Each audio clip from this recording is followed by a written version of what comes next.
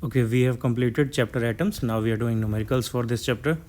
First numerical is an hydrogen atom in the ground state is excited by radiation of 975 angstrom. First, we have to find out the energy state to which the atom is excited and how many lines will be possible in this emission spectrum. Okay, so let's see the first part. We have formula for wavelength, which is this. Excited ground state. Okay, it's in ground state. तो यहाँ पे एक n की value 1 है and second and we don't know, we have to find out कहाँ से excite हुआ ये. So this is the value. Lambda में दिया हुआ है 975 10⁻⁻10. आर की value 1.1 into 10⁻7 and it is 1 - 1/n². So यहाँ से इसे सॉल्व कर लेना है. सॉल्व करके n = 4 आएगा, यानी ये फोर्थ ऑर्बिट से यानी थर्ड एक्साइटेड स्टेट से ग्राउंड में गया है. Second part. For the second part we have to calculate number of spectral lines. Number of spectral lines का फॉर्मूला हमेशा याद रखना. नंबर ऑफ स्पेक्ट्रल लाइंस का फॉर्मूला होता है n-1 divided by 2. So n यहाँ पे हमें 4 दिया हुआ है, तो it will become 4 × 3/2. That means 6.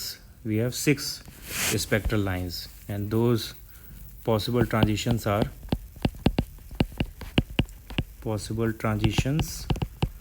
for these spectrum lines can be 4 to 3, 4 to 2, 4 to 1, 3 to 2, 3 to 1, and 2 to 1, 1, 2, 3, 4, 5, 6.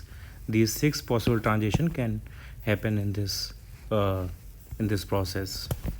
Second question: find the first and second excitation potential of an atom when its ionization potential is 122.4. 122.4. Okay, so ionization potential is 122.4 volt. हमें first and second excitation potential find out करना है.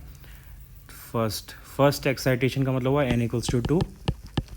तो n = 2 के लिए energy आएगी 122.4/2².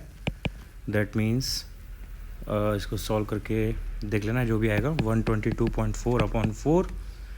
यहाँ से फिर वोल्टेज निकालेंगे इसको वोल्टेज के टर्म में, तो वोल्टेज 122.4/4 ये वोल्टेज आ जाएगा.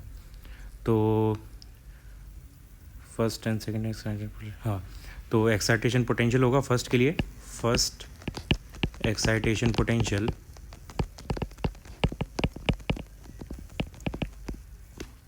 Will be the difference of these two potentials. यहाँ से जो वोल्ट में वैल्यू आएगी this will be V2 and this is V1. Delta V हमें फाइंड आउट करना होगा यहाँ पे. तो 122.4 - 122.4/4.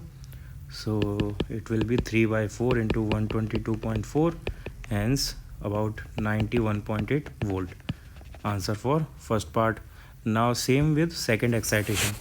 Second excitation means n = 3. This is first excitation. Now second excitation, n = 3. तो इसके लिए V2 की वैल्यू हो जाएगी 122.4 divided by 3². That means 9. So the delta V will be 122.4 minus 122.4/9. That means 8/9 into 122.4. It will come out to be 108.8 volt. तो ये second excitation के लिए आयनाइजेशन सेकेंड एक्साइटेशन के लिए रिक्वायर्ड पोटेंशियल होगा. Next third question. Find the atomic number of atom when gives that its ionization potential is equals to 122.4. Okay, तो ionization potential अगर 122.4 volt है तो इसके लिए एटॉमिक नंबर Z क्या होगा ये हमें फाइंड आउट करना है. ओके, तो ionization potential या ये एनर्जी से आता है. इलेक्ट्रॉन वोल्ट से इलेक्ट्रॉन हटा देते हैं बस. और energy is proportional to Z². Energy is proportional to Z². तो energy of this atom is ऐसे बोल देते हैं E1/E2 = Z1² / Z2². यहाँ पे 1 is hydrogen and second is the other atom, so this is x suppose. तो 1 hydrogen के लिए Z1 हमें पता है 1 होता है, और इसके लिए Z2 को Z अज्यूम कर लेते हैं, और हाइड्रोजन के लिए जो आयनाइजेशन पोटेंशियल है वो 13.6 होता है, और दूसरे के लिए हमें 122.4 दिया हुआ है। That means 13.6 upon 122.4 equals to 1 upon Z square. तो Z equals to 122.4 divide by 13.6 under root. So यहाँ से सॉल्व करके ये 3 आ जाएगा। This is our answer.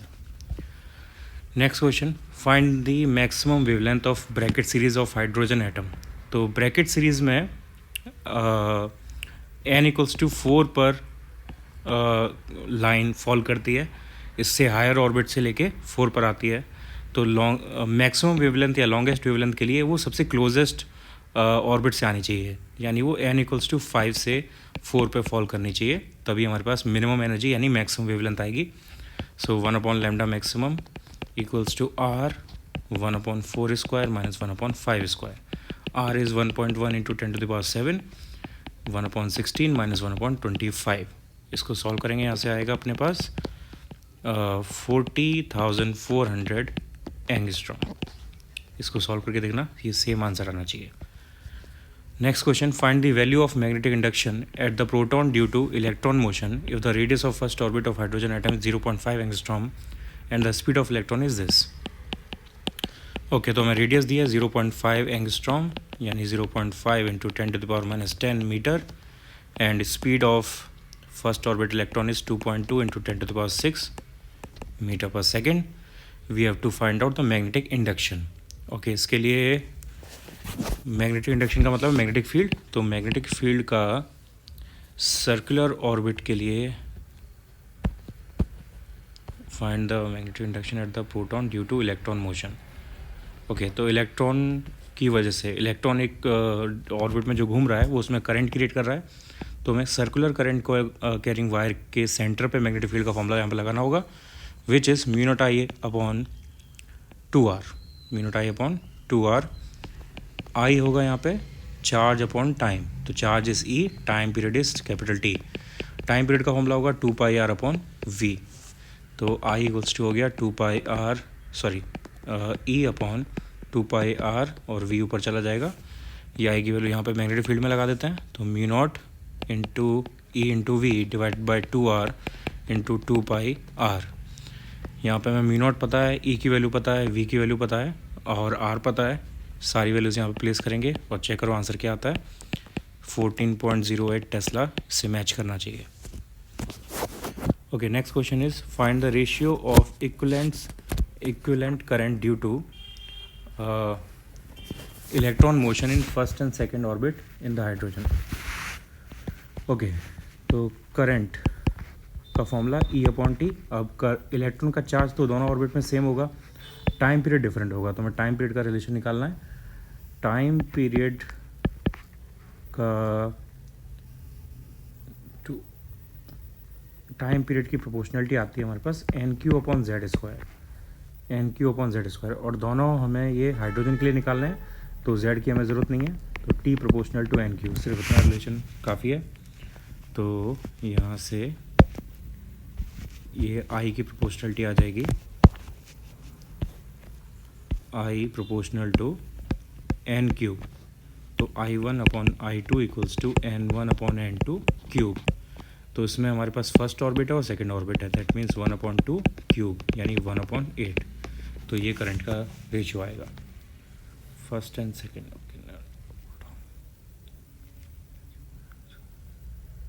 Okay wait, no गलत हो गया ये Z square upon N Q होता है, Z square upon N Q.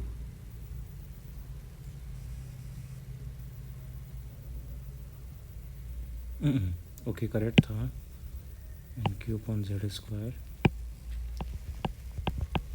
हाँ ओके, ये मिस्टेक हो गया, यहाँ से टाइम के साथ इन्वर्स रिलेशन है, तो 1 अपॉन एन क्यू आएगा, यानी यहाँ पे 2 होगा, यहाँ पे 1 होगा, यहाँ पे 2, यहाँ पे 1, और ये 8/1 रेशियो आएगा। Okay next, for the given transitions electron obtain the relation between lambda 1, lambda 2, lambda 3. तो ट्रांजिशन यहाँ पे दिए हैं ये, these three orbits energy orbits are there, E1, E2 and E3. पहला ट्रांजिशन E2 से E1 पे हो रहा है, इसके लिए वेवलेंथ हमें मिल रही है लैम्डा 1, दूसरे के लिए लैम्डा 3 और यहाँ पे lambda 2. Okay, now E3. Okay, यहाँ पे हम लिख सकते हैं that E3 minus E1 is equals to E3 minus E2 plus E2 minus E1. इसको हम ऐसे लिख सकते हैं. अब E3 माइनस E1 को हम लिख सकते हैं S C upon lambda 3. E3 minus E2 को लिख सकते हैं एस सी अपॉन लैम्डा 2 और E2 माइनस E1 को लिख सकते हैं एस सी अपॉन लैम्डा 1.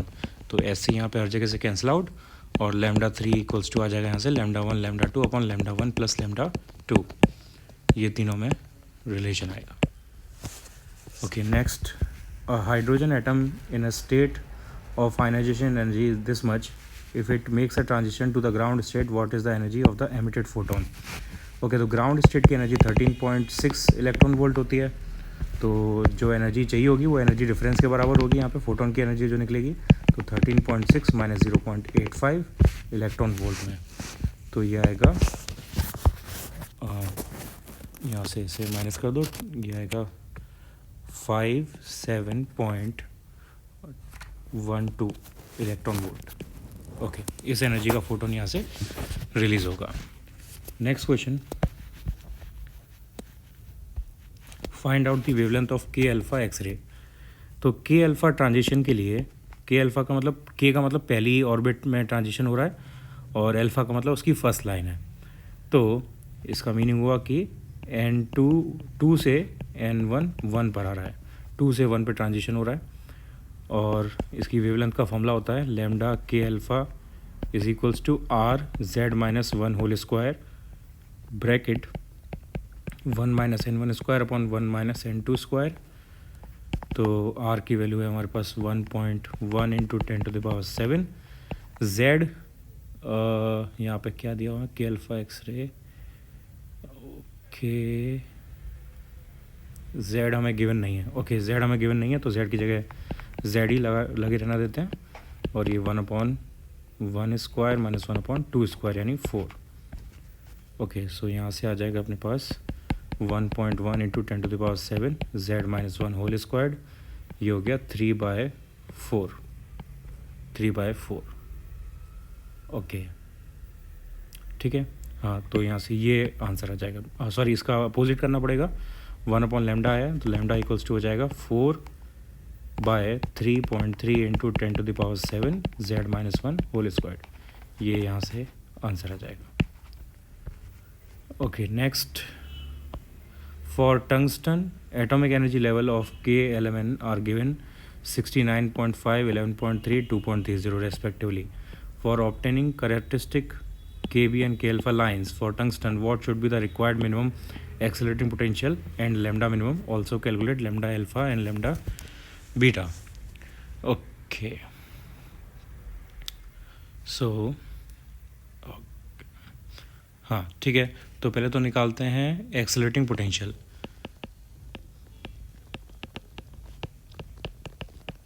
तो accelerating potential what is the should the required minimum. हाँ, मिनिमम एक्सेलरेटिंग पोटेंशियल चाहिए. तो मिनिमम एक्सेलरेटिंग पोटेंशियल वो होगा जो मैक्सिमम एनर्जी के शेल को भी निकाल सके. और यहाँ पे मैक्सिमम एनर्जी है 69.5. तो अगर 69.5 के इलेक्ट्रॉन को अगर हम निकाल सकते हैं तो इसका मतलब बाकी दोनों ऑर्बिट से इलेक्ट्रॉन भी निकल सकते हैं. तो मिनिमम एक्सेलरेटिंग पोटेंशियल होगा maximum energy orbit divided by E. उसमें से ई का डिवाइड कर देंगे यानी चार्ज का डिवाइड कर देंगे तो 69.5 वोल्ट. इस वोल्टेज से तीनों ऑर्बिट से इलेक्ट्रॉन निकल सकते हैं. इसके बाद हमें फाइंड आउट करना है लैम्डा मिनिमम. तो लैम्डा मिनिमम का फॉर्मूला होता है H C upon E V maximum. Okay, ये और हाँ, ये किलो वोल्ट है. वहाँ पे किलो इलेक्ट्रॉन वोल्ट दिया था तो इलेक्ट्रॉन का डिवाइड करेंगे तो किलो वोल्ट में आंसर आएगा. So kilo volt 69.5. Okay, now we have to find out lambda minimum, तो यहाँ पर वोल्टेज हमने निकाल दिया 69.5 और एच सी की वैल्यू 12400 एंगस्ट्रॉम में निकालने के लिए, और ये था 69, ये इलेक्ट्रॉन वोल्ट में एनर्जी की वैल्यू चाहिए, तो इलेक्ट्रॉन वोल्ट में एनर्जी की वैल्यू है 69.5 किलो, यानी 10⁻³ इलेक्ट्रॉन वोल्ट। इसको सॉल्व करना है यहाँ से, एंगस्ट्रॉम में आंसर आ जाएगा, ये लगभग आएगा 0.178 एंगस्ट्रॉम के बराबर। Second answer is this. Now we have to calculate lambda alpha and lambda beta. तो lambda alpha is the wavelength for K alpha. तो के अल्फा के लिए निकालने के लिए ट्रांजिशन कहाँ से कहाँ तक होना चाहिए? Okay, let's see. के अल्फा के लिए ट्रांजिशन के से एल हो सकता है ट्रांजिशन, और के बीटा के लिए के से एम होना चाहिए। अल्फा तब बाद अल्फा फर्स्ट लाइन होती है, यानी जो सबसे पास में ऑर्बिट है वहाँ पे जाएगा, और बीटा उसके बाद सेकंड लाइन है, तो जो नेक्स्ट ऑर्बिट है उसमें जाना चाहिए।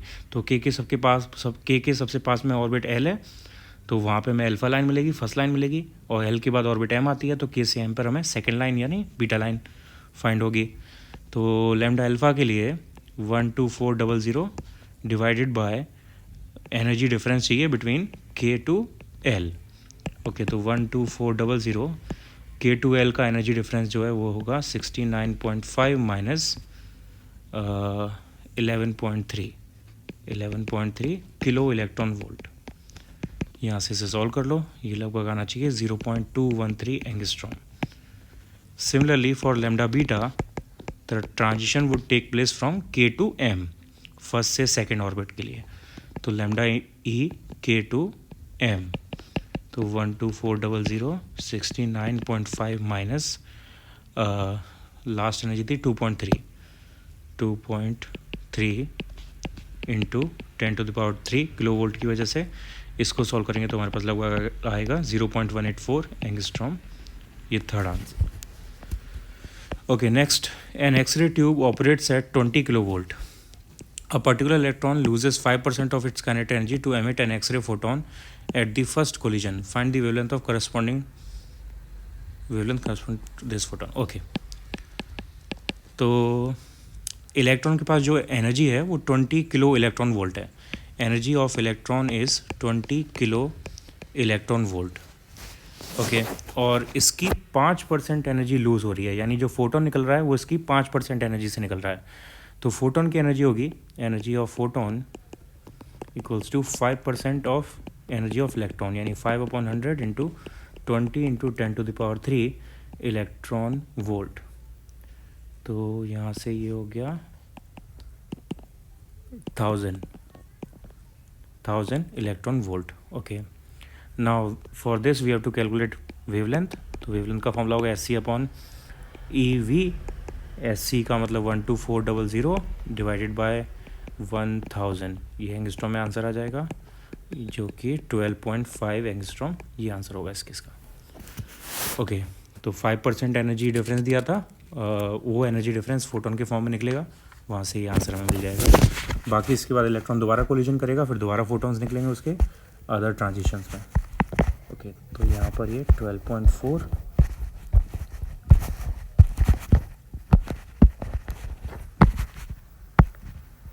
Okay, next question. The K alpha X-ray of molybdenum has wavelength 71 picometer. If the energy of molybdenum atom with K electron knocked out is 23.32, what will be the energy of this atom when L electron is knocked out? Okay, तो K alpha की wavelength हमें दिया है, यानी lambda alpha हमें दिया हुआ है 71 पिकोमीटर. पिको का मतलब हो गया 10⁻⁻12 metre. 71 into 10⁻⁻12 metre. Okay, if the energy of molybdenum atom with a K electron knocked out, इस पर्टिकुलर केस के लिए यानी K इलेक्ट्रॉन को नॉकआउट करने के लिए जो एनर्जी हमें चाहिए, it is 23.32 kilo electron volt. Okay, ठीक है. तो K अल्फ़ा के लिए जो ट्रांजिशन होता है वो के से एल में होता है, जैसे मैंने पिछले क्वेश्चन में बताया था. दैट मीन्स ई के माइनस ई एल, ई के माइनस ई एल ये जो है हमें लैम्डा एल्फ़ा देगा, यानी S C upon lambda alpha. तो lambda alpha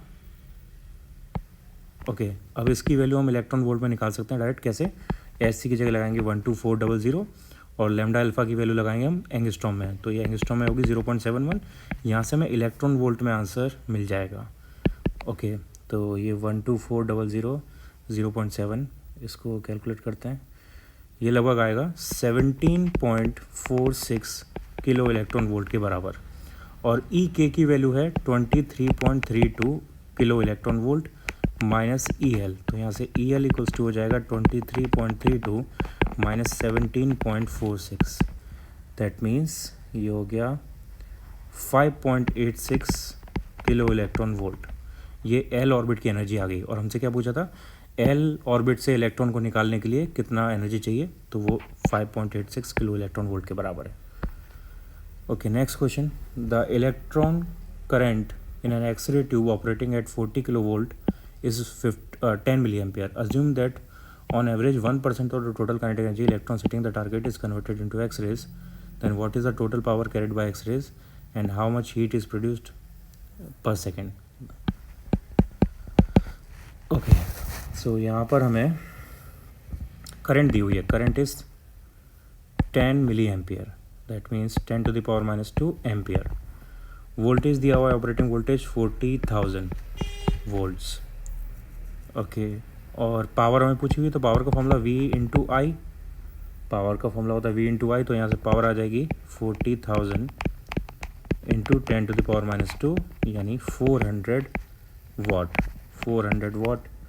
okay. But X ray में जो एनर्जी है वो सिर्फ 1% इलेक्ट्रॉन की एनर्जी से आ रही है. दैट मीन्स जो एक्सरे की पावर होगी that will be 1% of this total power, यानी 1/100 into 400 watt. that means 4 watt.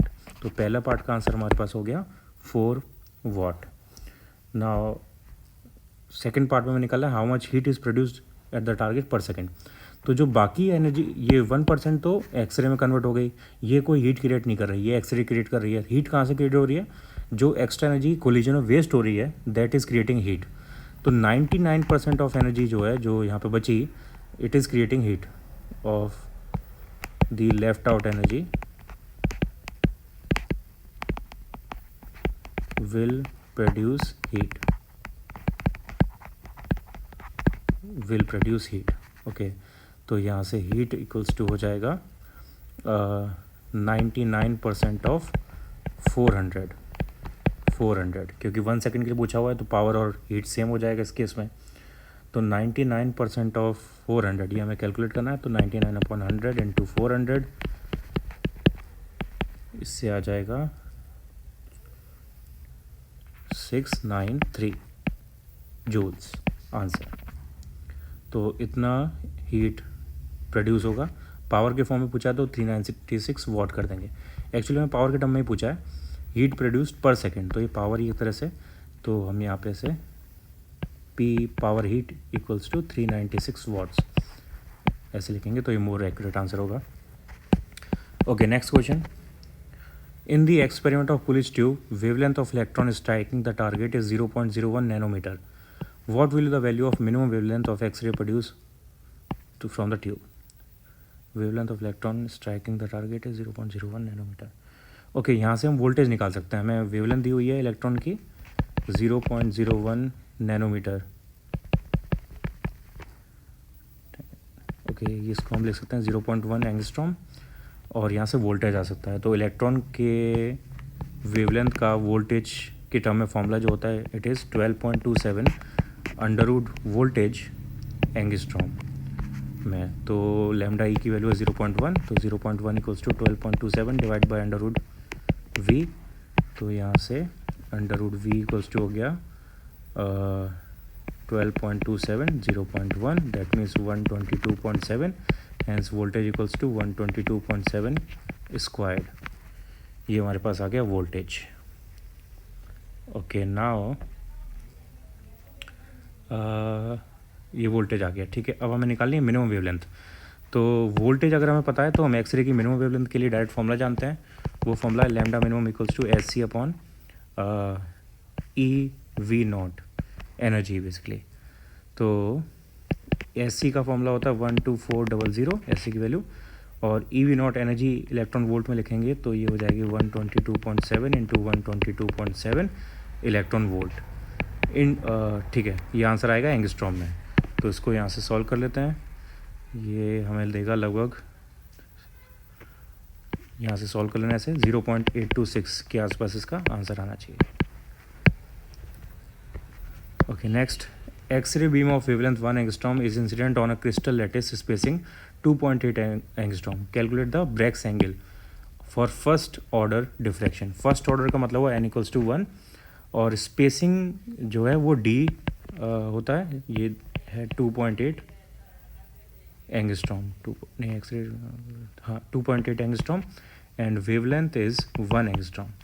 तो ब्रैग्स एंगल का फॉर्मूला है यहाँ पे 2d साइन थीटा, ये याद रखना ब्रैग्स एंगल का फॉर्मूला, एन लैम्डा। तो यहाँ पर सारी चीज़ें गिवन है, 2 इंटू 2.8 इंटू साइन थीटा में फाइंड आउट करना है, एन की वैल्यू 1 इंटू लैम्डा की वैल्यू ऑल्सो 1। तो यहाँ से साइन थीटा हो जाएगा 1 डिवाइडेड बाय 1/5.6। ओके, यहाँ से इसे कैलकुलेट करना है, देखना क्या आता है, साइन इनवर्स 1/5.6, इसको डिग्री में निकाल लेंगे, वो आंसर आ जाएगा।